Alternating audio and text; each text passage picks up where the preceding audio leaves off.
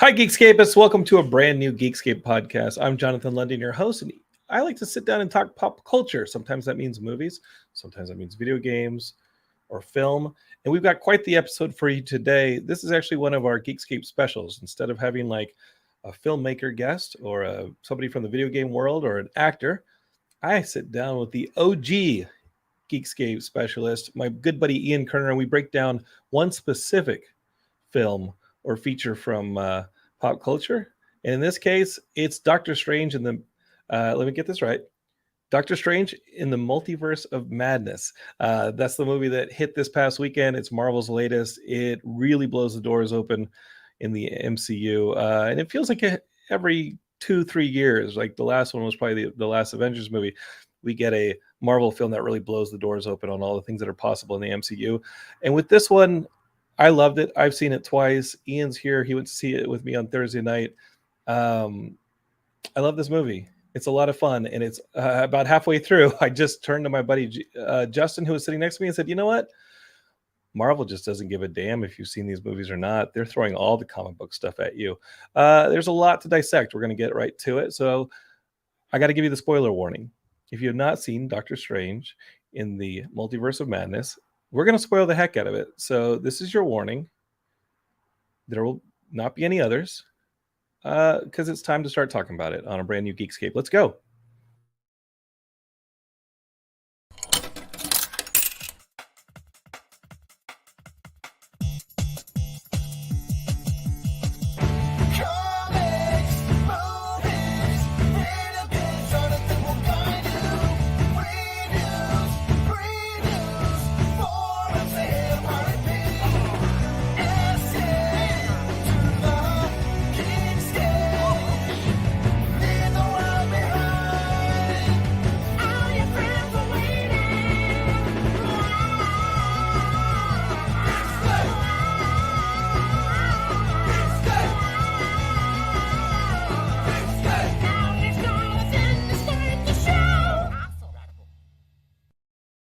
All right, Geekscapists, let's get to it. Let's enter the multiverse and talk about Doctor Strange in the Multiverse of Madness. Again, spoilers are going to be everywhere. This movie has a ton of them.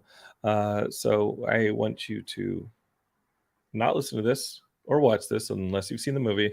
And also stay off YouTube, Twitter, and basically the whole internet, because there was some really whack stuff going on for like the last week where people were posting spoilers. And well, if you've listened to our Moon Knight special from last week, that's really damn good. If you watched Moon Knight all 6 episodes, and maybe you liked it, maybe you didn't, maybe you were just confused by it, it's right there in the feed. Go back and listen to Ian and I talk about Moon Knight. I think Ian did a great job of breaking down how the show deviated from the original Moon Knight comics, what they added, what they just straight up changed in order to make it work for TV or not work, which may be the opinion you have that maybe you didn't like Moon Knight. But it's right there in the feed. Go listen to it, share it with your friends, talk about it, because we're about to give Doctor Strange in the Multiverse of Madness the exact same treatment. There will be spoilers. They're going to come fast, furious, and heavy and all that. So let's go. Ian, I'm adding you to the show, buddy. We got a lot to chop about, my friend. I'm going to go ahead and guess you enjoyed the movie because I looked over several times in the movie and you were pumping your fist. You were leaning forward, and 12-year-old Ian was having the time of his life, man. I enjoyed the movie with a bunch of caveats. I think it's a very flawed movie. The particular times you looked over, I was pumping my fist. You know, when they mentioned the Baxter Foundation, I knew that Reed Richards was coming. That made me insanely happy. Honestly, love all the Illuminati stuff, although it was definitely too short. I have a giant fundamental problem with the movie. Sure. Which is essentially, didn't I basically watch this movie for, last year on WandaVision? It felt like such a retread. It felt like such a retread. It didn't really, it was vaguely new material. You know, it's getting her husband back versus now I got to get my kids back. Now, I thought WandaVision in the end there set up, oh, good, she's going for the kids. But I expected more of it, you know. Honestly, I expected her to succeed, you know, and I didn't expect her to be the full-on villain for it. You know, that was a surprise. I felt like they just, you know, that they milked that already. And it's, and for Wanda to just go out like that, I mean, we'll see if that's really it, but it's probably it for now. It felt very wasted to me.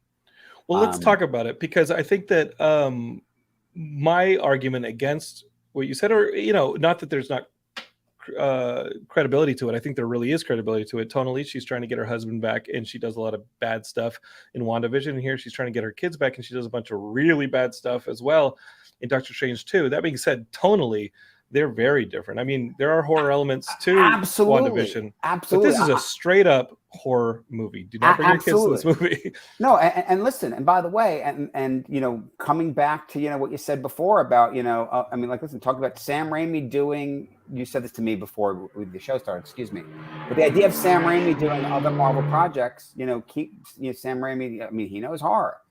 Absolutely, totally. It's so different, but still, in terms of progressing the story, let me say this. I feel like, you go back to Agents of S.H.I.E.L.D. season 1, everything is connected, right? And this idea that from the get-go, and we love Kevin Feige for this, doing all these interconnected things with the Marvel Universe.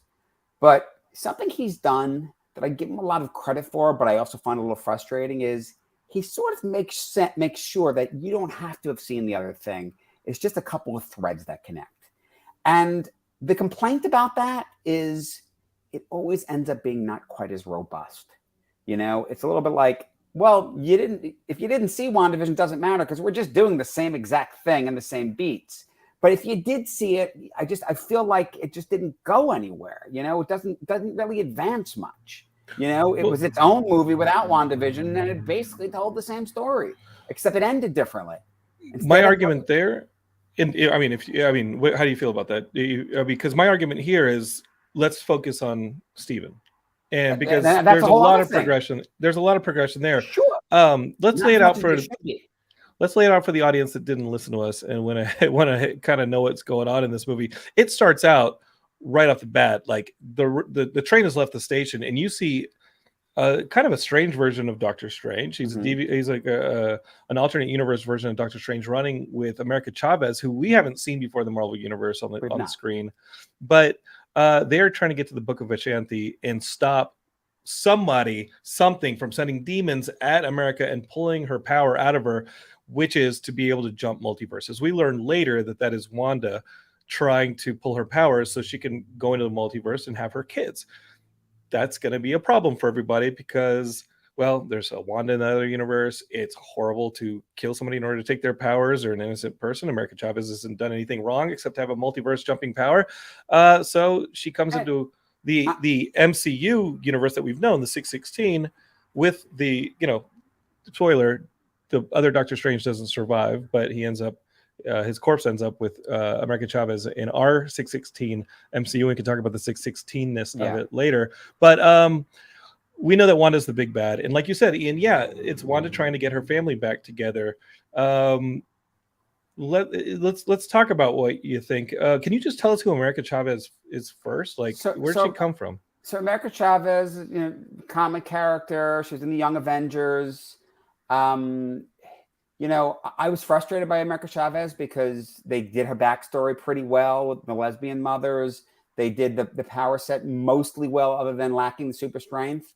But they did the personality completely wrong, and it was frustrating. Literally, when America Chavez shows up on screen, I turned to my wife and said, "You're going to love this character." And then I totally regretted saying that at the end of the movie, because she's just this, oh my God, this afraid person running around. America Chavez doesn't take any shit. Yeah, she's Miss America. She fights back. So that was not America Chavez, and yet it was. The costume's right, all that. But just wasn't. And I get it. I mean, listen, I understand the conceit of it. Because by the way, again, going back to the WandaVision of it. So this is WandaVision looking to do to America Chavez exactly what Agatha Harkness was looking to do to Wanda. It's the same fucking plot. Yeah, stealing the powers. Yeah. Oh, I you don't know these powers, so I should take them. I'm the person that's better off having them. It's the same plot. It's a good point. It's a very good point, actually. You're starting to convince me that I hated this movie that I saw twice and well, actually loved. It's funny. It's weird. It's a little frustrating. And so, point that my wife made, we'd all heard that there was a 3-hour cut and they cut it down to just over 2, and my wife looked at it, and my wife's a writer, so she always thinks a story. And yeah, Steven had an arc, and we can discuss it. But it definitely felt like there's character moments that weren't in the movie. And instead, they just cut it down to get as much of the action sequences in the same, and they all felt pretty much the same, this movie's on rails. It just goes and goes and goes. Yeah. It's a chase film the entire time. And my point is, there's nothing wrong with liking the movie. It's kind of fun. I'm a Sam Raimi fan, so I enjoy what he does visually and all of that. But there's something really lacking. And I think a much better movie is there. And you believe that they actually shot that film? I do. I think that they probably did. I mean, again, 3 hours. What did they cut? I'd really like to know. I think it's character stuff. I think. One thing that I wanted to say is that they are just throwing us into the MCU in this one. You said, they're not expecting you to even seen WandaVision on this one. Granted, but here's my point. Okay, so we watched Loki, right? And we got the multiverse there. And it's interesting to me. And then you have No Way Home, which came out before this, and there's a reference to it, but it's very obvious if you really pay attention to this stuff that, No Way Home was originally supposed to come out after this. Okay? Right. And now, as we all know, if we've watched Loki, well, there was a multiverse, it went away, and then because of the events in Loki, there's a multiverse again. Okay? Then we got to No Way Home. Hey, there's a multiverse. Okay? One of the things I didn't like in No Way Home was Doctor Strange looked like an idiot. And it seemed like he caused that. So again, same point. That doesn't actually matter here. They make a little reference to it, but it wasn't his actions in that have anything to do with what's going on here. The multiverse just exists. You don't have to see Loki to know about it. It seems like they just needed to shoot that new scene where they explain that, oh yeah, No Way Home just happened. Right. It wasn't originally like that, but No Way Home did just happen. And by the way, actually, if you think about it, you take that scene out, it actually would have made a lot more sense, this movie coming out before No Way Home. Yes. As an introduction of the multiverse. Exactly. The multiverse that we've already seen in Loki. Right? Okay. So again, there's no real connecting tissue. It's just like, well, we introduced this concept and that's it. And that's a little disappointing to me. I would have liked to have, maybe have Loki or Kang pop up. It's not what they wanted to do. It ties in a little bit too much. That's a little disappointing to me. I'm just saying, the fact that it doesn't actually matter. Listen, I don't know if it's fatigue, but, it was so cool that the stuff was connected. But go back even to the beginning, they're lightly connected. Yes, go back to phase 1 and those movies lead into the Avengers, but it's still, it's lighter, I mean, Iron Man 3, if you didn't see Avengers, do you really get it? But you get it enough, So I don't know. I mean, I guess it's not like a comic book crossover where it's straight up, it's just a part and, and it feeds in and you really miss something. So again, and that's really smart for the sake of, audiences who maybe haven't seen everything, but it affects the complexity of the storytelling and ended up being very simple, for something that's actually really complex at the same time. I love that, again, they reference the incursions, which again were referenced in Loki. Well, let's piece through it because I went to see it again with Cooper Barnes and his group of friends, and there was a guy there who hadn't seen any of the movies during COVID. He hadn't even seen Spider-Man No Way Home, and he said, "What do I need to know going into this?"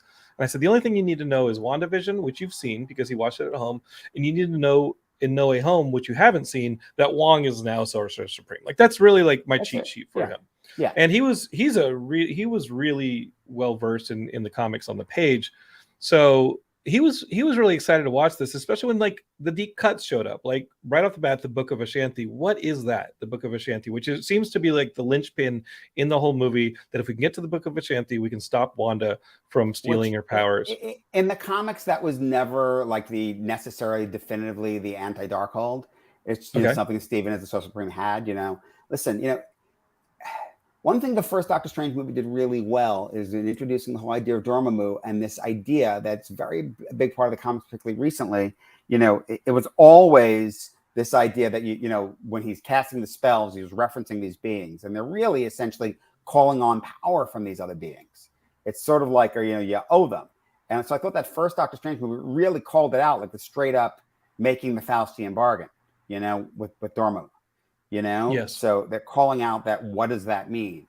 Vishanti was, a good, bigger being that Doctor Strange would call on apart, So the Book of Vishanti is a big deal. Usually the idea of who's Sorcerer Supreme came down to, what the Vishanti is sort of directing in the overall arc of things. And America Chavez can jump multiverses in the comics? Okay. Yes. Because I remember that she also has a super strength, which she doesn't seem to have here, unless she's punching. She does it when she channels the power. Yeah. And that whole visual punching open, a gateway to another universe is a signature thing of hers.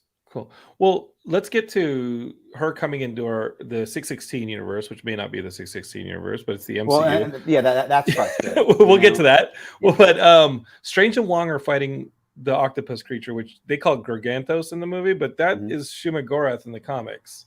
That looks like Shumagorath. Yeah. But supposedly Shumagorath is a copyright, has I think it's like something like D&D is using Shumagorath or something like that. Like, I can't imagine Shumagorath could be copyrighted because Shumagorath is like, an old school. Howard.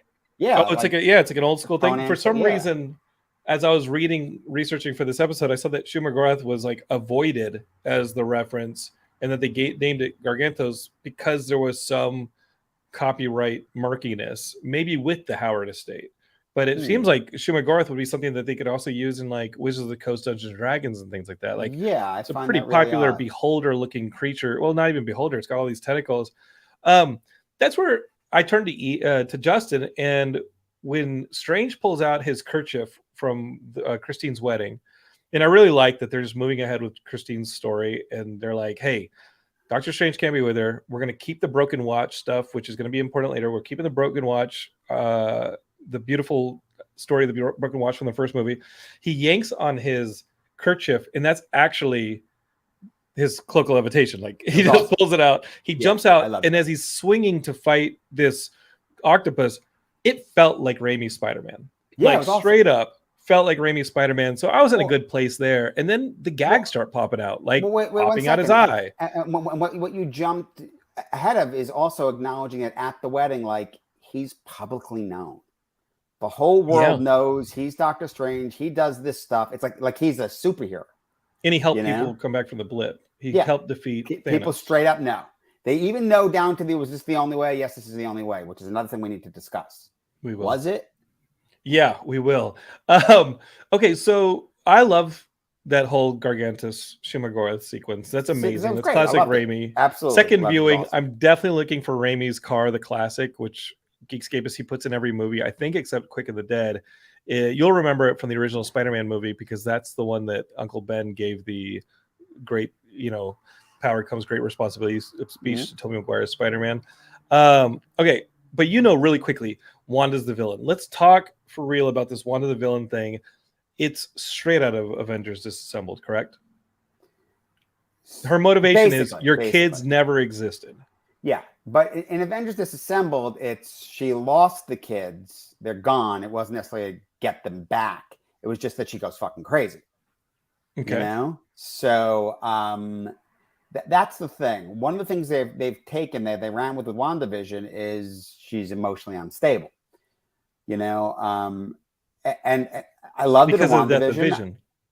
Yeah, and that also happened in the comics. Vision dies, but then when he comes back, he doesn't have his feelings, so it's like it's not even him. And she lost the kids too, so she just loses it. Listen, I loved WandaVision. I think Elizabeth Olsen is fantastic. I mean, just seeing her turn on a dime, playing the different versions, everything. She's so good. I felt like, and I didn't even mind her being bad, but I just felt like a rehash. And then where'd it go? Great. So she had the obvious realization, and then did she die in the end? I guess. and she destroyed, the temple to Chthon, so Chthon is okay, but Shumagareth isn't okay, So, I just, that was my frustration there. But there's a lot, listen, that's the main thing going on in the movie. There's a lot of extra stuff going on in the movie. So we're talking about Doctor Strange and, the relationship stuff. I mean, it makes sense. What they sort of brush over that they covered in Spider-Man No Way Home is he was gone in the blip. And we saw that in Endgame. We didn't really get the feel of what that means. Yes, someone else had to be Sorcerer Supreme while he was gone for 5 years. So Wong is Sorcerer Supreme. He comes back. It doesn't mean that Wong's not Sorcerer Supreme anymore. He's Sorcerer Supreme. That's what happened. I actually predicted that he was going to die in the film to give Stephen back. I definitely had that moment. I thought they were doing that. I'm glad they didn't because I love Wong. I do. But I'm sort of surprised that they haven't figured out, how to make Stephen Sorcerer Supreme again. I did like, but speaking of Stephen and having an arc, he went from not really acknowledging, not really bowing to him, but by the end of the movie, he does. But the Christine stuff is interesting. Yes, we get he pined for her. Okay, here he is at her wedding, still pining. And over the arc, I mean, I guess it's good enough that by dealing with her variant, the 838 Christine, that's enough for him to have his closure, even if he's not actually having it with the quote unquote 616. Yes. Christine. And in that Christine acknowledges him as the one that she can love, because she, he always had to be holding the scalpel, and that's what she respected about him, but not the thing that she could love about him. And when America stands up for Stephen in the Baxter Foundation building when things are going to shit, and we'll talk about that, that Christine, the 838 Christine, has that moment where she says, oh, this he actually might be different than my Stephen. And it's something that Xavier does earlier as well, but we're going to get to that. So this whole idea of Wanda, because you see Wanda just take apart Kamar-Taj trying to get to America, just straight up murdering people now, like on a degree that we don't have in WandaVision. So I'm going to say that yes, it's straight up bad. No, listen, I know it's worse. If it's parallel to WandaVision, this is way worse than WandaVision. Right. She's straight up murdering people. She will not be stopped. And by the way, and they call out, what is the Scarlet Witch supposed to be? I mean, and they follow up on it here. Like, she's supposed to rule, apparently. By the way, even that idea, what they've done here is, so let's talk real quickly. I think we covered this in WandaVision, but, the two kids in the comics become Speed and Wiccan. And Wiccan is the demiurge in the comics. And what is the demiurge in the comics? It's everything is saying the Scarlet Witch is in the MCU. Right. It's, destined to be, rule everything, absolute power, all that. So in the comics, actually, her son is that level. No one ever says Scarlet Witch is just what she calls herself. No one ever says it's some weird title thing that's destined.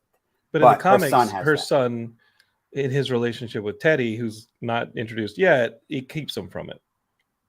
And eventually it comes out and they know. Right. But the point is that that's where that idea is coming from, and honestly, they've experimented with it a bit with some possible futures, but in the current continuity, it's still maybe he'll be that down the line.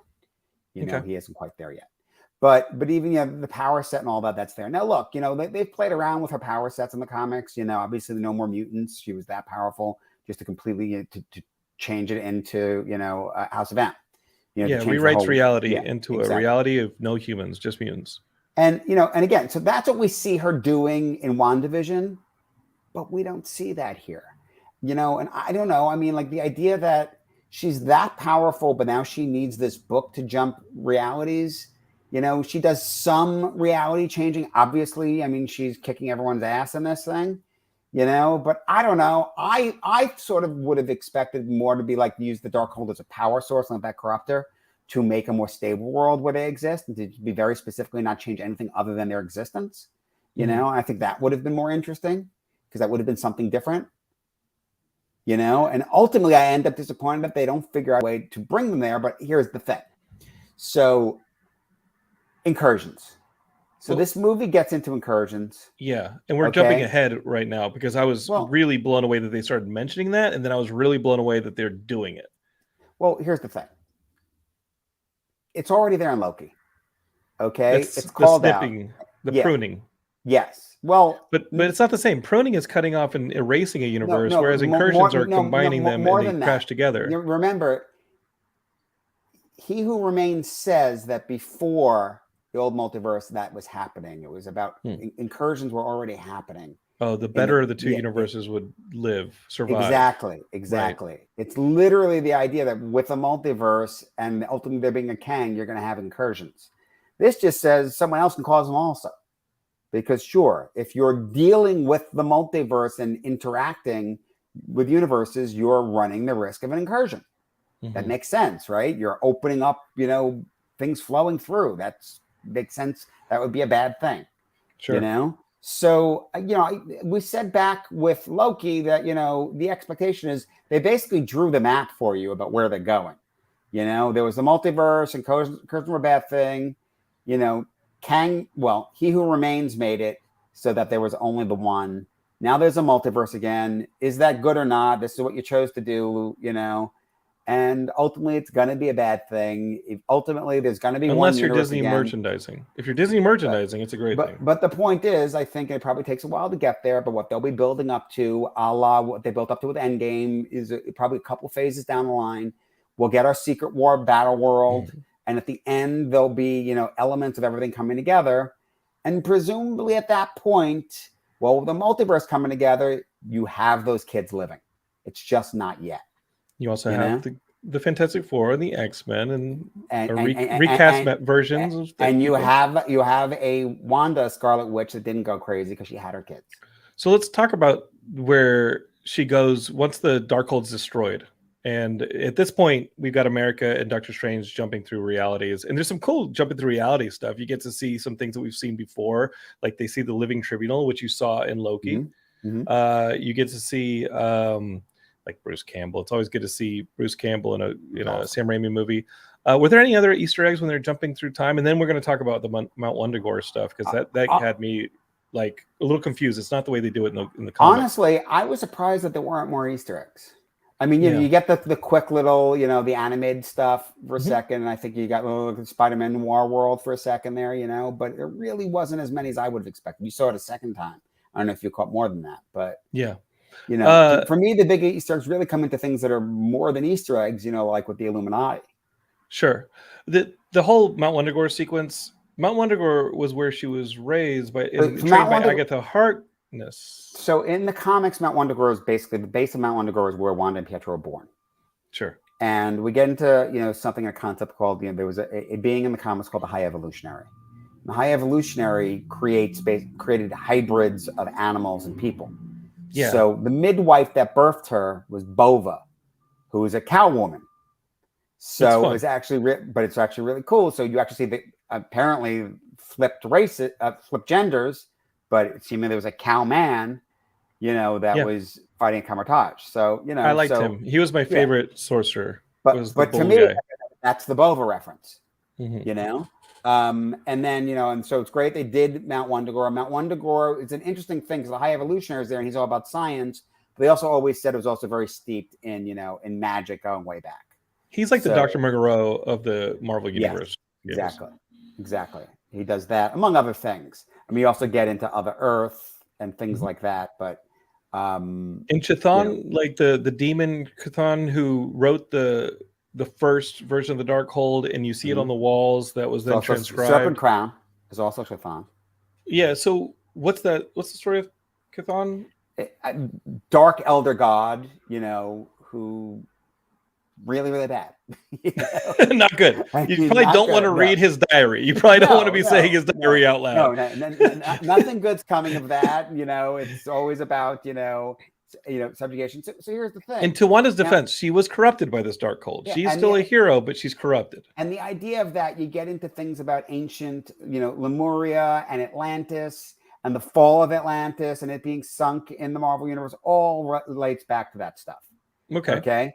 So, and again, I mean, another disappointment for me, you're going to do Chthon, you're doing the Darkhold, you could have done Serpent Crown, you didn't, but, you could get into, I mean, listen, there's connective tissue that doesn't really work with their version of the Eternals, but could have been done. certainly, between the Illuminati and that, they could have done Namor, didn't do it. Yeah. Do you think we're getting Atlantis in the Wakanda Forever film? That was the rumor I heard. I think so. Okay. I mean, the references are there. It seems like it's built and ready to go. But I mean, I would have I hoped for, and we didn't get him here. Yeah. I hope for Namor on the Illuminati. Check it with your sources. We'll find out. Yeah. Okay, so we end up now on this Earth 838, and Doctor Strange and America are tricked by their version of Mordo, the 838 version of Mordo, who's the Sorcerer Supreme of that universe, and they are now prisoners of the Illuminati, and they learn very quickly that Strange is the biggest threat to the multiverse, and he gets brought up in front of the Illuminati. And I had inklings of ideas of what was going to happen here. Clearly, you hear Patrick Stewart in the trailer. I saw pictures of him at the premiere. They did a pretty good job at the premiere of hiding everybody else. But let's real quick, the handcuffs that Doctor Strange has on, these are like that 838 Christine built them from the sands of Nasanti, which I looked up was a spell that prevents anyone within a certain radius from using magic for a period of 3 minutes. So she built these things, not letting Steven use magic, which until they're broken, he's not going to be able to do any magic, which is kind of a fun thing. Okay, the Illuminati. Who were they in the comics, Ian? The Illuminati. So now again, let's talk about things that were great and things that were a little disappointing. None of it in my book. Tony Stark, very important. I was hoping for at least a variant. All these rumors about Tom Cruise. The fact that, but Tom Cruise as a variant Tony Stark, when everyone for the longest time, Tom Cruise was the likely candidate to be Tony Stark. When the movie was at Sony. Yeah. But I'm just saying that was talked about, so that would have been cool. I mean, the fact that you have Ultron robots, and obviously the answer is, okay, Reed Richards built them. But, you would have expected, you don't have a Banner or a Stark, but you have Ultron robots. You know? It's a little weird. Or Hank Pym. I mean, Hank Pym was responsible for Ultron in 616 on the comics. In the comics, right. Exactly. Right. So Hank Pym could have been an Illuminati member. So that disappointed me, but we did get Mr. Fantastic, Fantastic Four. John Krasinski, I thought was great. He's been a fan favorite, hopeful for Reed Richards, for ages now. I thought he was perfect. Someone actually just asked me. Well, 1 second. Someone just asked me in regards to Krasinski, do I think that he ends up being in Fantastic Four? And my hope was, I feel like it's around the corner. So yes, though the reply I heard is, between the director falling out and script, everything else, like they're back to stage one on that. But I don't know. I mean, it's supposed to be part of this phase. I think it's going to happen on the quicker side. I am very hopeful that casting was not a one-off. Obviously, they have the ability to say it's a variant and do someone else, but I feel like that's not what they're going to do. You know who I heard as a fan rumor as well? A fan favorite that was the kind of like had me head scratching a little in like a good way. Bill Hader, because he's the right level of crazy, and I feel like Reed has to be a little kooky. And Bill Hader is kooky. I like Bill Hader, and you can tell he's intelligent. Yeah. You can tell he's a little kooky, and you can tell he can overlook mistakes and his passion for getting answers. I hear it. I see it. But again, I mean, Krasinski killed it. They made references to the rest. To his wife and kids. Yes, all for it. Black Bolt. They used Anson Mount, who was Black Bolt in the very bad Inhumans television series. But they did it much better. The costume was right. It was perfect. Everything he did. I mean, I loved it. Yeah, it was absolutely great. He had a big weekend this past weekend. Yeah, he did. He had quite a big weekend. Yeah, I like the new Star Trek show. It's great. Yeah. Okay, so the new Illuminati would be. Professor X was a member of the Illuminati in the comics. Yes. Yeah, so he's the same. But damn, that tag when he comes out, hearing the music for the X-Men animated show. Mm-hmm. That was fucking awesome. Yeah, it was awesome.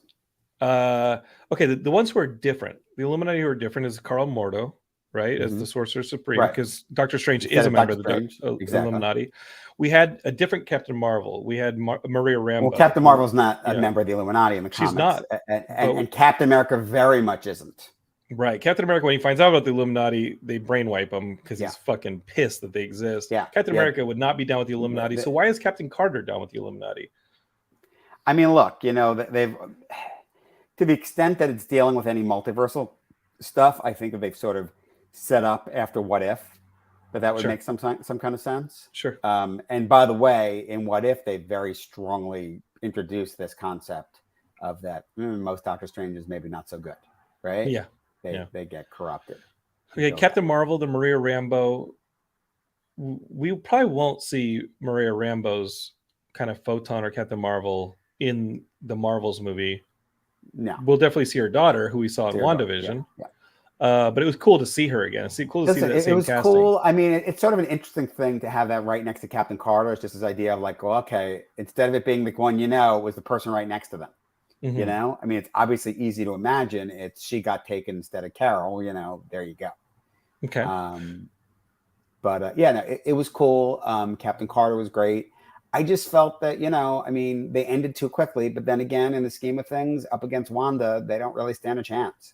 And this was the Avengers Disassembled moment where Wanda just tears through your favorite heroes. Reading Avengers Disassembled, and it's just shocking how quickly she just starts ripping up Hawkeye and just killing people. She turns She-Hulk savage. She-Hulk tears Vision apart, kills Hawkeye. Yeah. And then what's his name? The card-based character, Jack of Hearts. Jack of Hearts is a pretty powerful character, and she just wipes him hard. And she does the same to Reed. The Black Bolt death is crazy, and ultimately, like the brutal death is Captain Marvel. That was brutal as hell. And then I didn't want to see Xavier go out like he did. He is arguably the most powerful Illuminati member because he could have just shut down. Black Bolt is powerful physically. No, but I'm saying in terms of what she did to him, total brutality. It was awesome. So let's talk about the flashback where they finally tell Stephen the truth, and that their universe's Doctor Strange was the reason for the incursion, that he'd wiped out an entire reality. And even though he used the Darkhold and was seduced by it to defeat Thanos, he had to pay the price, and that meant Black Bolt wiping him off the map. When you see the scene from, it looks like the location, what's the name of Thanos' homeworld that you see ruined in Infinity War? Did they ever give us a name in the movie? I don't know if they gave us a name, but it's clear the same location that you see here. Now in the comics, it's Titan. It's Titan in the comics, right? But here you see that same location. You realize that that's where they stopped Thanos, and you see the Illuminati, and they're going to make Stephen pay for being the big threat that he is. He needs to get tied up, and Black Bolt just wipes him out, which is an awesome use of Black Bolt's power. And the fact that he says "I'm sorry" is heart wrenching. Why is a Star-Lord not there, or why is there not an Iron Man or any of the other heroes? Listen, we have no idea, but maybe Thanos killed them all. Or maybe the Illuminati defeated Thanos before anybody knew about it. Does it make sense? Like they're the Illuminati; they keep it secret. They took care of Thanos before it became a problem. Yeah, listen, it's possible that Doctor Strange is more involved and was more proactive, right? We don't know. But the interesting thing is, the fact that they went back to that moment in, Infinity War, that, Strange looked through all the possible ways and said, this is the only way we win. And clearly there was another way. Now, here's what you have to ask yourself, though. And this is what I texted you. I said, wait a minute. If Strange saw every possibility but one, but why didn't he see this? Because he's not the same Strange. Wait, huh? The multiverse isn't necessarily hey, this is just the world in which this happened. It was already a different Earth. Is this because the unpruning? Yes. When Strange uses the time stone to look at the possible futures, he's looking at the possible futures from that moment, his universe. Yes. Okay. Now you're right. You're right that theoretically those possible futures all exist with the concept of multiverse. But the concept of the multiverse is more than that. Or what I should say is, as you say, the fact that the pruning stopped throughout time, it means that anything can have happened, not just from our conversation. I said one thing or I said a different thing. And what happened after that? It's like, it's why is there a Throg, or Alligator Loki? Because at some point, 1 billion years ago, evolution happened differently in those universes. So the fact that, red means go and green means stop in this universe, it's a different universe. You have a different Captain Marvel. You have Captain Carter instead of Captain America. Yes. So you have different possibilities in that universe than what you have in what they called the 616. So Strange only saw the possibilities in the 616. Right. Got it. And this was the 838. Right. Now we're talking. Okay, Geekscape is now we see. This is why Ian's here. That and his large dearth of knowledge that he brings to us. Okay, this is making sense now. Okay, the one reference that I really loved was when we do see Reed appear, and Strange says a comment. He says, "Reed Richards, who's been missing since the '60s." No, didn't you trend in the 60s?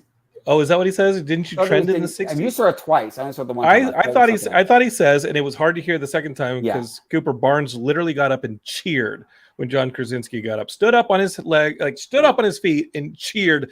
Yes. Well, crazy. I have to say the same thing. Our theater was so loud that it was really, with every, Illuminati member walking in, everyone's screaming.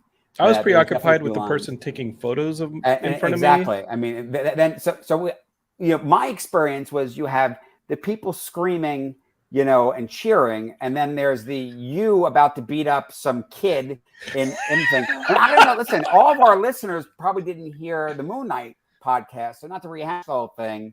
Okay. But Jonathan's like basically screaming at someone. My wife is going like, I don't know. We thought that you were just mad that there was a light on. We're like, well, this is a lot more distracting than just a light. Turns out that the guy was taking pictures.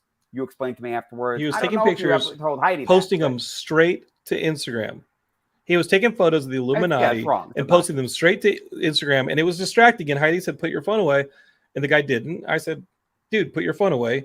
He didn't. I said, "Do you want me to go get you tossed? Like, put your fucking phone away." And he turned to me and he said, "Shut up." He said, "Fuck you, shut the fuck up, dumbass." At which point I said, "I will beat your ass." I was only going to get security. I wasn't going to beat his ass. You were yelling. I snapped. You were yelling. When you turn around and you tell somebody, "Shut the fuck up, dumbass," when you're the one doing something that's completely wrong. I'm not saying you're wrong. Like, you've burst straight past the fucking around and fucking around and finding out territory. And you're like, "I'd like to find out now." I just know I'm sitting there and my wife looks at me and I go like, "I'm watching this movie." I don't want to fight. I don't want to fight some 17-year-old kid. No, I'm like, look, you know what? I mean, the guy's quivering. Jonathan's yelling at him. I'm going to keep concentrating the movie. The guy and Heidi's now yelling at me. Involved, but Heidi's now yelling at me like, "Jonathan, violence isn't the answer." I was like, "Don't say that with an earshot of that guy. He doesn't know the cards I'm holding. I'm totally going to get security. Fuck this guy." Who left before the end tag. He ran from you. That's his problem because the end tags were pretty good. Okay. So we have the Scarlet Witch just tear through the Illuminati like their toilet paper, and is brutal. And then we go back to our chase sequence, and I can see why people on the internet have been arguing about the thin nature of this movie. I am just letting it be like a Raimi welcome back party fucking showcase. I'm loving this movie. I'm loving all the gimmicks. I'm loving the Raimi-isms. It's starting to become an Evil Dead movie at this point, and I'm loving it. This is my second favorite Evil Dead movie as far as that canon is concerned. I would say Doctor Strange in the Multiverse of Madness is my second favorite Evil Dead film. The thing is, the whole dream, hopping thing where she takes over, the other Wanda. That's interesting. I mean, I felt they've kind of, you can see it coming a mile away how the kids are going to react. I wanted to see Sleepwalker though.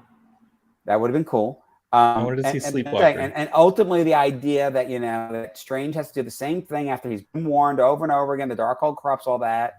And it's still the same thing. He decides still to do it because what are you going to do? Well, let's talk about that failed Strange, because I noticed a few things on the second viewing. They go to so Wanda takes America. They destroy the Book of the Vishanti. She gets America. She's ready to seal the deal and take her power. Meanwhile, Strange and Christine are thrown into this universe of that failed the incursion, in pretty much the universe that died. That's where I saw Sam Raimi's The Classic floating in midair, and they go to find the Sanctum to find that realm's Doctor Strange. And what's cool is when Strange enters the Sanctum, did you notice that the heads that were carved in the door look like the comic book version of Karl Mordo? I didn't notice that. No. Yeah. So when Strange opens the front doors to the Sanctum, which is totally in disarray because half of it's getting sucked into the ocean in some weird sky thing, there are metal bronze heads on the door, and when he pushes them open, they're like the door knobs, but they're massive. they look like the Carl Mordo kind of like the owl style haircut. Yeah, they look like Carl Mordo's heads from the comic. I do want to say, referencing Carl Mordo, another disappointment for me in the movie is it's all well and good we get a Carl Mordo from the 838, but they left that dangling tag from the first movie, and there's nothing, no reference, nothing. It's years and years later. Sorcerers. He's out there, nothing. Yeah. And maybe we don't need to see it because it's something that Strange dealt with. I mean, but right now it feels like it's the leader again, from Incredible Hulk. We might see the leader again. I hope we see the leader again. The casting was great, and I hope that great. Maybe it's in She-Hulk. I don't know. And and Heidi spent the weekend watching the special editions of Lord of the Rings, and I hope that we get Betty Ross back too, because that was good casting. Yeah, okay, so great. This is one of my favorite sequences of the movie where Doctor Strange has to face down what I'm calling the failed Strange, the Strange that failed to protect his universe from the incursion, and they have the music battle, which I just think is just Sam Raimi just having fun. At that point, like, it's just full of Raimiisms. He's having fun. He's going to be having fun with music, and he and Danny Elfman are just rocking out in that. And I could just see them giggling with the ideas for this sequence where they have the music notes shooting at each other like throwing stars. But what are the incursions? We talked about them as different realities folding in on each other. They're going to be a big plot point of Doctor Strange 3, I'm guessing, or something earlier involving Doctor Strange.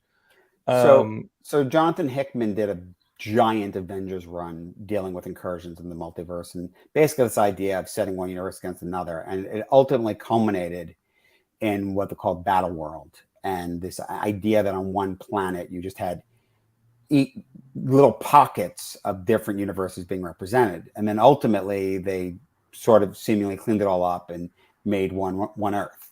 So, which is, listen, I mean, as I said, the map is already there in Loki. Seems like that's the way it goes. Now, the great cool thing about this idea potentially is it easily enables you, and if it happened at a different time, to just bring in whatever came before, which seems even more interesting and possible after No Way Home, right? But the idea that you can use any version you want, you also have the very easy idea of, changing casting easily enough.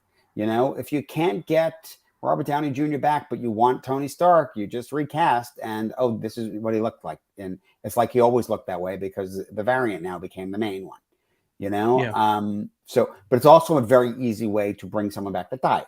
So you could bring Robert Downey Jr. back in, you could bring Chris Evans back in.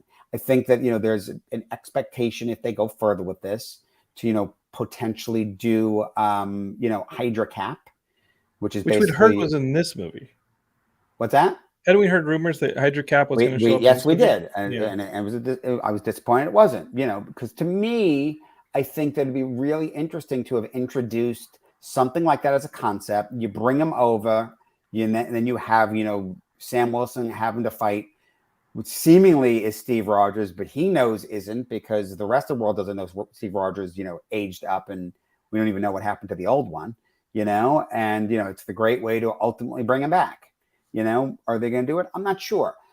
I said some of this stuff to my wife, and, and our eyes kind of glazed over, because, but seriously, because it does start to feel like I could see to a general audience, it starts feeling very much the same. Multiverse. How many times, how many movies, how many things are going to deal with it?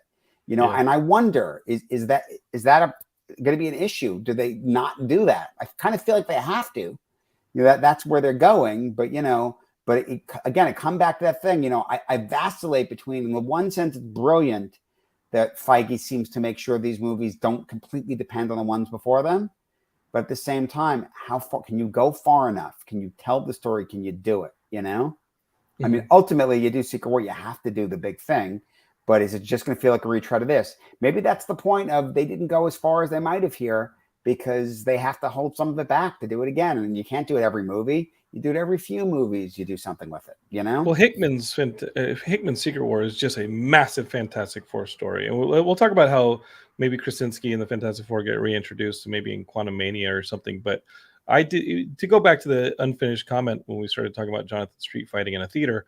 It sounds like, to me, the comment what Strange said was, weren't you trending in the 60s, or didn't you disappear in the 60s? Which gives the credence to the idea that they've been stuck in the quantum realm. since the 60s and aged in the same level that like perhaps Hank Pym or what's her name? Help me out with this one. The original Wasp, Janet. Yeah, that Janet ages. So okay, so we get the music fight, and then we get the dream walking Strange into the corpse from the original scene in the movie, and this is just Evil Dead a go-go time. I don't even care. I'm loving it. At that point, Heidi's like, "What is happening? This movie is completely off the rails with Raimi-isms." And I turned to her and I said, "Hey, Heidi, like, remember when we sat down and I showed you the Evil Dead 2 and Army of Darkness during the pandemic? Like, it's the same director." And she goes, "Oh, this makes so much sense." And I was like, "Yep," and enjoy it, because this was as close to an R rating as I think a Marvel movie is going to get. It's grotesque. It's awesome.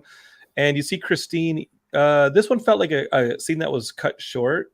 But Christine of the 838 universe knows the brazier of Bongaliath, which is that's the brazier that Stephen Strange uses in the first one, where he's not quite OP yet. And he's in a fight, and he holds the brazier, and he's fighting, and it's like, you don't know how to use that, do you? And it's the brazier that like shoots the light.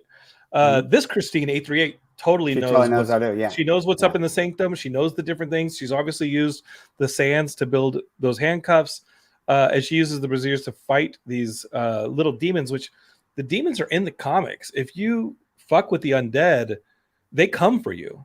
If you mess around with the occult, these little demons come for you, and they pull you into whatever the hell dark realm there is. Yeah, that's canon. Yeah, but they were done like Raimi style with like stop motion animation. I loved that, and it was awesome. It was definitely awesome visually. Yeah. So they get back to Mount Wundagore. Zombie Strange. I want to say, and I just love that, you know, that was an owned moment. Like, you could see that, you know, script wise, like they set that up, they buried him in there, and then they paid it off later. You know, it was great. I love the Zombie Strange. And Zombie Strange and Wong are now fighting Wanda, who's about to take America's powers. And Dreamwalking Strange, at that point, says, "I'm not going to steal your powers," even though America says it's the only way to stop her. Like, take my powers. And Strange says, "No, like, you have the power to fight back." And although America does, the best thing she does is she shows Wanda some mercy and says, "I'm going to send you where you need to go." As Zombie Strange says. Zombie Strange says, "You've always had the power. You've always only sent people where you need to go, including your parents who you thought you killed. Maybe turned them into paint, but that's where they needed to go." So now you've got Wanda seeing herself, or, you know, in the way her kids view her, and she realizes she's wrong, and Wanda sacrifices herself to destroy the Darkholds in every dimension and Mount Wundagore. And I think that this is how Agatha Harkness comes back, because Agatha Harkness was trapped by Wanda at the end of WandaVision. I would expect. I think that's very astute. I would expect that's probably how she'll come back. The destruction of the Darkhold, in the destruction of Mount Wundagore, we're going to have Agatha Harkness finally freed from whatever imprisonment Wanda had her in. But is Wanda really dead? That's the question, right? She can easily not be, because she has her reality abilities, but I just feel like, having done what they did here, I think that this Wanda probably is, but doesn't mean we don't see the other Wanda that we met, that where the kids are alive. The 838 that was my point before. Yeah. And you know, the question is just, how long do they want to wait and drag that out? You know, how quick do we have the, you know, a merge? You know, I mean, I would think that, you know, they're not doing that quickly. But, you know, listen, I'm not sure how far they want to go. As I said, you know, conceptually, we know we're going to get Kang Quantum Mania, you know. And I get the Fantastic Four. Yeah. And I would be shocked if they don't run with Hydra Cap, if they can get Evans. And it just seems to me like that would be something that Evans would want to come back for, you know? What about Vision? We last saw, like, emotionless Vision fly away. He may have his download in Wakanda still. I think we're going to see him again, you know, and we don't have to see him with her, particularly because, I mean, what Elizabeth Olsen said in an interview, like, he's not her Vision. He is not her Vision. Right. What? He's not her Vision. Her Vision died. Yeah. Her Vision was killed in Infinity War. Yeah, even the idea that he doesn't have emotions, like, he doesn't, you know, he may have some knowledge, but, you know. But her Vision may have also been downloaded into the Wakandan supercomputers. Yeah. To be placed back into the all-white Vision, emotionless Vision. Who knows? Mm-hmm. Okay.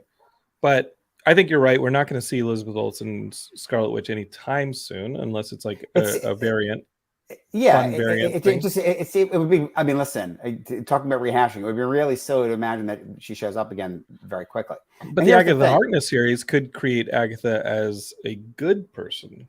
Maybe, maybe they go that route. Look, here's the thing. Among things that I think they have set up that to those of us that understand the comics and what it seems like they're building, like we've discussed before, they're clearly building a version of the Thunderbolts, which is essentially Dark Avengers, right?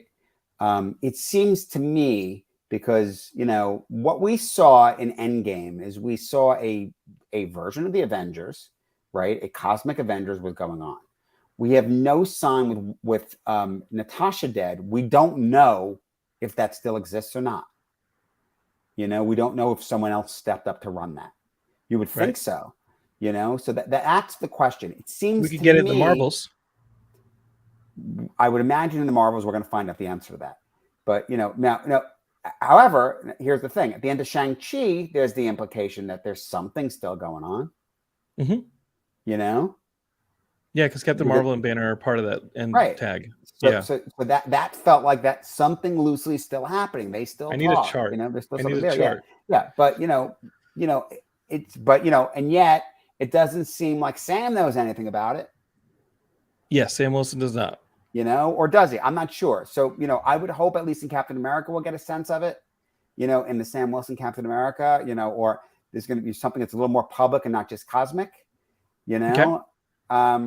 We'll see. I mean, I would expect that, a new Avengers has to come out of having to deal with and fight the Thunderbolts. Okay.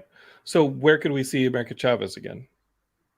Well, listen, that's the thing is, the question definitely becomes is, are they developing a young Avengers, which I think, again, they would call champions in the same way, it's hokey to call something Young Avengers or Dark Avengers, where you have another pretty much the same concept was then done, where champions is basically the next generation of the Young Avengers. Okay. But if we get Stature in Quantumania. Right. We have Stature, we have Hawkeye.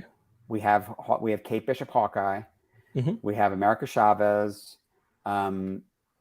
We could have had Speed and Wiccan, but I guess not yet. But depends how Wanda's soon kids they are do not that. part of it. Exactly. Yeah. But and we have Miss Marvel. We're going to have Ms. Marvel shortly. Could She-Hulk be a member of it? They cast a little young for She-Hulk. Could She-Hulk be a part of it? No, Tatiana Maslany's not a little bit young. Oh, she's not a little younger than. No. Oh, okay. She's comparable age to Banner. She's younger, but she's not 20. She's like 35 or something. I got you. Okay. Okay. So she's not younger. She would be in the regular Avengers, if anything, I would expect. Okay. Well, here's the thing: is we have a reason to think Amadeus Cho probably exists because his mother was in Age of Ultron. Yes, the additional footage there was a lot more footage shot for the Chinese market. They have a different cut even, right? But that's his mother in Age of Ultron. We believe so. And that's a deep cut. So listen, they ideally and hopefully they can do Braun, and then the other big two that you'd want from, and remember, so we're combining two properties, Young Avengers and Champions, but you want Miles Morales and you want a young Vision. Okay. You want maybe Vision's a young Vision. Well, Vision's daughter, Iron Lad, which is a variant of Kang. Also Eli Bradley. Mm-hmm. Okay. Yeah. Who was in we saw his great grandfather. Winter Soldier, yeah. Winter Soldier, the kid's in it. The kid is in it, yeah. Yeah, grandson. Okay. So you have him, and you also want the young Nova. But and Nova's coming. Nova's coming. Okay, so we get an end tag on this one. First off, before we get the end tag, we get like a cliffhanger where suddenly Strange has the Eye of Agamotto as his third eye appear, which if you even read the comics, sometimes that appears, and that's like his all-seeing eye that he can see. Like the beginning of the movie, you see him clear space to reveal the octopus monster. You see him clear it, but with the Eye of Agamotto, he can just see that stuff. He can see all that stuff floating in our dimension. Right. And it's very much the whole Hindu concept of the third eye, Mm-hmm. But it did seem like from this movie, like that was an indication of having been corrupted from the Darkhold. Right. Agreed. That being said, it's a power that he's got in the books. Yeah. Well, until he died recently, and the Sorcerer Supreme in the books now is introduced in the movie. The Clea. You see Dormammu's niece. She's Dormammu's niece. Dormammu, In the the villain comics, from the yes. first movie. In the comics, she's the niece, and she's the Sorcerer Supreme of the Dark Dimension. She's Sorcerer Supreme of our dimension in the books currently, because Strange is quote unquote dead. Because you're leaving out the part that she's his wife. She's his wife. So who in the is Clea? comics, I mean, he's had other love interests, but no one's ever touched Clea. She goes way back to the Ditka stuff, to the 60s, early Doctor Strange. She was his disciple. She's Dormammu's niece, and she was his girlfriend for a long time. Eventually, they got married. They pretty much wrote her out a long time ago. Every now and then, maybe a little, she'd just show up briefly.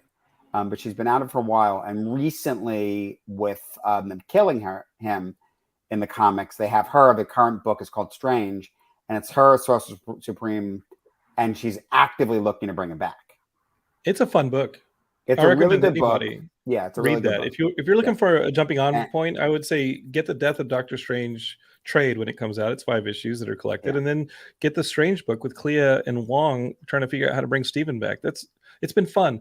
Yeah. Is that the plot of the third movie? Is Clea and Strange stopping incursions, or is that something that has to be stopped prior to that? And maybe we see them cameo in something that maybe involves Kang or some kind of the multiverse. It's a good question. I would expect that's more of a setup for the third movie, personally, especially with Clea and all that. By the way, I think Charlize Theron, great casting. Yeah, it's a cool role for her. She's only got one more Fast and Furious movie to do, so let's go. Sure. So yeah, for me that was really exciting. Again, it's Christine Palmer. You want Clea. Mm-hmm. Agreed. As much as I love Christine, as much as I love that casting, and would like to see Rachel McAdams in a third movie, cause a complication. But she's married now. Let's get Clea as Strange's wife and his actual love interest. I was really stoked to see Clea as the tag. That was fun. Yeah. We obviously get a Pizza Papa tag at the very end, and that's a fun Raimi tag with Bruce Campbell. We missed Ironheart as a young Avenger, didn't we? Seeing a young as a champion. As a champion. That's right. Yes, you're right. She's coming also. Exactly. Yeah, that was thrown out by our good buddy Big Yanks on YouTube. Yeah. Okay, so Ironheart wasn't a young Avenger, but she was a champion. So exactly. She was a champion. And again, as we said, it's going to be mixing those two concepts. So we've got this incursion stopping Doctor Strange 3. Maybe Mordo plays a part of it. I agree with you that the No More Sorcerers idea was a good idea for a sequel. Obviously, this Multiverse of Madness changed that a lot. Does Mordo still want to get rid of sorcerers? He should. They've really messed things up in this movie. Yeah. But having no more sorcerers take a page in that phrasing out of what was no more humans in Avengers in the Avengers Disassembled, I think was a good precursor to what we got here, which is basically an Avengers Disassembled in a sense. Look, and conceptually, it's sort of silly. It's all well and good that he's disheartened that the Ancient One was a liar and basically she was a hypocrite, I should say, and also took power from Dormammu. But ultimately, the question becomes, but everyone would be dead and gone if Stephen Strange didn't exist to stop Dormammu. So what is it really? Is he really looking at to be no more, magic users, or he just wants to take it all for himself? It's again, he's the height of hypocrisy because he's not just killing them; he's taking their power, right? So and again, it's the same thing of power corrupting. Look, love Chiwetel Ejiofor. I was really interested in seeing that movie. They went this way. I wish there had been some version of what they call the 616. So we keep saying this for the listeners, so we should clarify. In the MCU, in the Marvel Comics, 616 is the regular comic universe that most of the comics take place in. The idea of a multiverse allows for the idea of the MCU existing, as the MCU is the Marvel Cinematic Universe that exists in the multiverse It's not the 616. The 616 is the Marvel Comics universe. Mm-hmm. So the MCU, they actually gave a number in the Marvel Comics as, I believe it's the 199999. You know? So, but people, particularly casual fans, know that the 616 is the regular universe, so calling it that. Now, here's my answer to that. Christine said from her perspective, it's the 616. That's just her perspective. Okay, you're trying to get mind bendy again, well, but I get listen, again, it's, you know, listen. Do I have to Obi-Wan Kenobi you here? It'd be easier if you did. You know, it's no, but it's you know, it's all about your point of view. From her point of view, we're not really clear on what her point of view was and how they came up with the numbers. I always find it funny. You're starting from a certain Earth and you're counting. Why would you not make your Earth 1? Right. She made it 838. Okay. Why are they 838? You know, why is that 616? Who's 1? Where's it come? You know, in Spider-Verse, there's sort of a concept of it. At least when DC does it, they kind of round with an idea of there being a prime, you know, but it's always about, you know, are you counting along a spectrum? And that's sort of what the idea should be. How do you get numbers? Well, where on the spectrum do you exist? Or if you're looking at Loki, really are you the branching off point? Exactly. That's what I mean by spectrum. Yeah. So Quantumania, the next Ant-Man movie, I don't remember when we get it. Obviously, we get Thor in like a month and a half, which is crazy. It's 2023. So we get this Quantumania. I think all roads are leading to that being an introduction of Fantastic Four, right? I mean, listen, I hope so. As you said, you know, look, you know, from a Fantastic Four standpoint, you think a negative zone, but you probably don't need negative zone if you have Quantumverse, right? It's kind of the same thing, more or less. But you definitely need to have little bugs and all that, and Annihilus, because if you don't have Annihilus in a Fantastic Four series, that would be my pick. I would love to see Annihilus. You don't have to have it in the first one, but maybe you do, maybe you don't. I mean, I think they have to tease Galactus. You know, I think that has to come somewhere. Doom, please. Yeah, of course. As you said, you know, I've said this many times. For me, you know, I don't want like what they did in the Ultimate, you know, comics where it's a young Fantastic Four and everyone else is older. You know, I don't want that. I want a Fantastic Four that, you know, they're the first family. It's important. You know, people don't know that, you know, there was timely comics in the 40s and Captain America is around from the 40s and Namor, but actual Marvel comics started in 1962. You know, it was Timely Comics became Marvel Comics, but it was an official new tag. And essentially they were saying that, you know, that universe started there, you know, even though they shepherded in both Namor, the Android Human Torch, and Captain America, but essentially with Fantastic Four #1.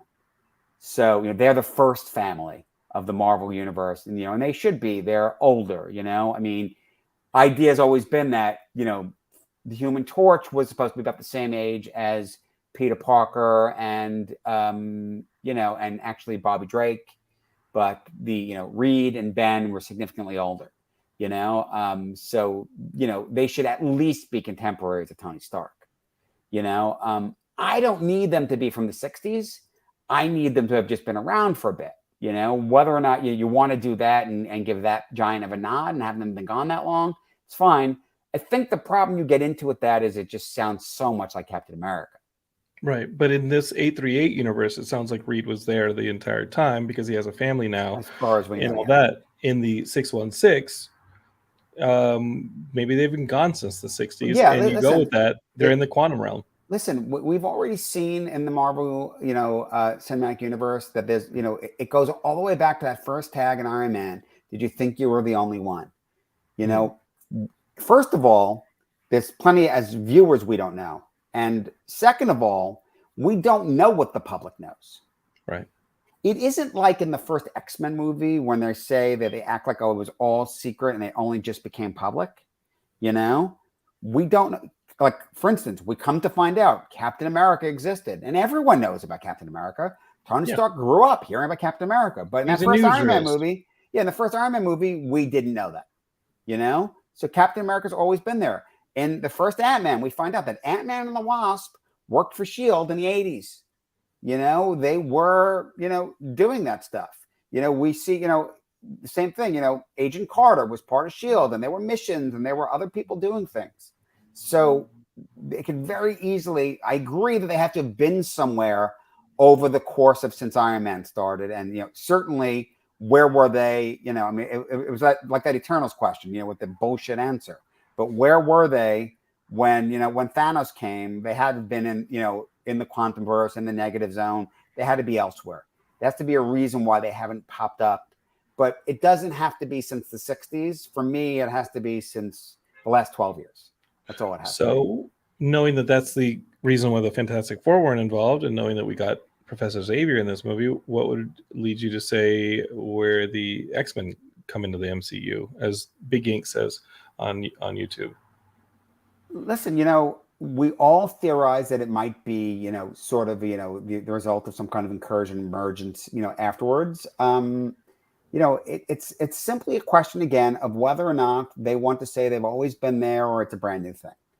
With the quote unquote the mutants. And Xavier uses his mental powers to keep people from knowing the mutants are running amongst them already. That's a way to go with it. Cerebro power. But again, listen. Again, we don't know that they don't know that mutants are there just because we haven't seen them. You know, we don't know that. There's nothing that says that. I mean, obviously, people have abilities. I would argue that it's implied, there's enough reactions to people with abilities running around that it feels like in most of these movies. And like for instance, I think that, actually some of the TV series have done a better job of this. Agents of S.H.I.E.L.D., which may or may not be canon, from the very get-go with the pilot, is very much dealing with, okay, now this tech's around and running around with that. And, and some people have abilities. Obviously, Captain America and Winter Soldier very much deals with that, But, there could be mutants. We just haven't seen them yet. I mean, literally the only thing that ever argues against, hey, maybe someone was there and we just didn't see them is things like, the Battle for New York. But, like, listen, I loved the acknowledgement, later that, oh, Rhodey was on the other side of the world kind of stuff, Mm-hmm. I mean, it's fine. The Battle for New York happens really quickly.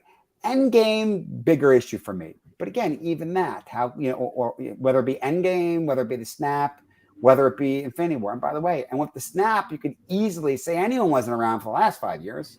Yeah. Okay. So, so there's a bunch of stuff there, they can certainly bring them out and say they were around already. My big issue is always just I don't want it to be the first class of X-Men. I want, I like what they did in the first X-Men movie, that the X-Men are fully formed. They've been around a long time. And you're seeing, adult, Cyclops and, and I mean, depends who else you're going to use. But, when Wolverine should have definitely been around, and go back and give me a flashback Wolverine with Captain America in the 40s, Love it. Okay, so Ian, let's wrap this up because we're just rocking out here, and we loved this movie. Actually, let me just ask you. I clearly loved the movie. I think this movie is so much fun.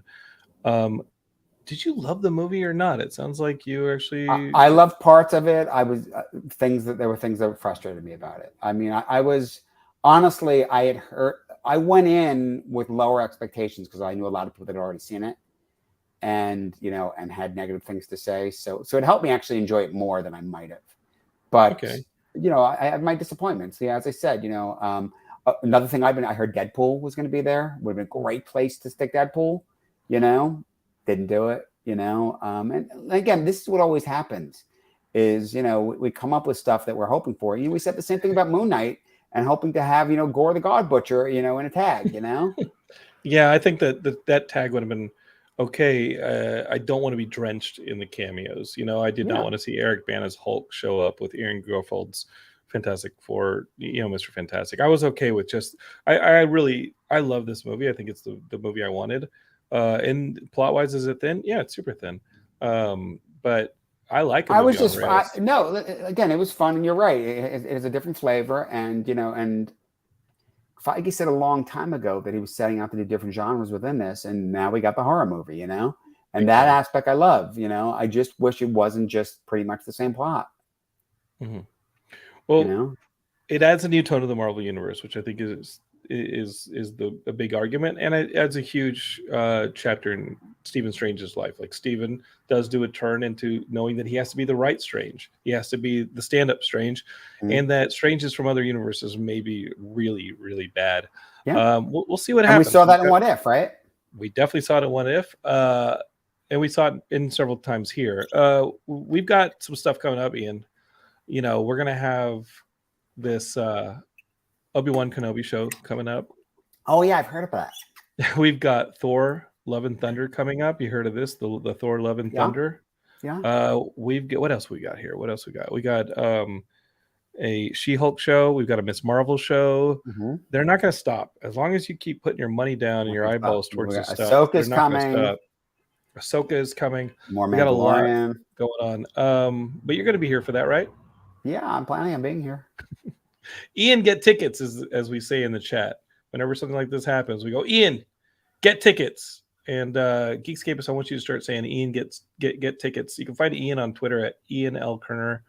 That's his like ID. I think. What do they call it? The kids call him? This is my whatever. F it. You're a lot younger than I am, so I know. But hey, the kids, they call it. You can find Ian. Just look for Ian L. Kerner. You can also find him on the Geekscape Forever group on Facebook. Go join it. Talk to us. Look for Geekscape on all your social medias. That's what we got. And yeah, if you have any questions, throw them in the chat. Heidi's there to save me, as she always does, and she says, "Oh, that'd be called a handle, Jonathan. Thank you, sweetie." Yes, Ian's handle, Ian L. Kerner. She also keeps me out of fights in movie theaters, which is great. That's a plus. Kind of. I should marry her. I think I should marry her. Yeah, you should definitely do that. Geekscape, look forward to the next Geekscape. If you enjoyed this conversation, I know it ran long, but we had a ton to get through, and I think we did a good job of getting through it. Share this with your friends. Hit a little share button on whatever podcatcher you got. Also, leave us 5 stars. It really helps. We got some cool stuff coming up, not only in Ian Kerner specials, like deep dives like this one, but we got interviews with people. We got some hangouts. We got tons of stuff as we're now on the road to Comic-Con. We're going to have a Comic-Con booth again this year at booth 3919. If there's anything you want to see, email me, jonathan@geekscape.net, or let me know on social media. I'm pretty easy to find. Geekscape's even easier to find. Be a part of it. We build this thing for you. So the least you can do is be like, hey, I'm going to share it. I'm going to celebrate it. And I'm going to leave it 5 stars. Okay? Ian, love doing this with you, man. You dropped the knowledge today, and I thank you for it. Sure. Big Yank says, another great recap. Thanks. And thank you, dude. I'll talk to you on the next one. Ian, go get tickets, okay? Bye, buddy.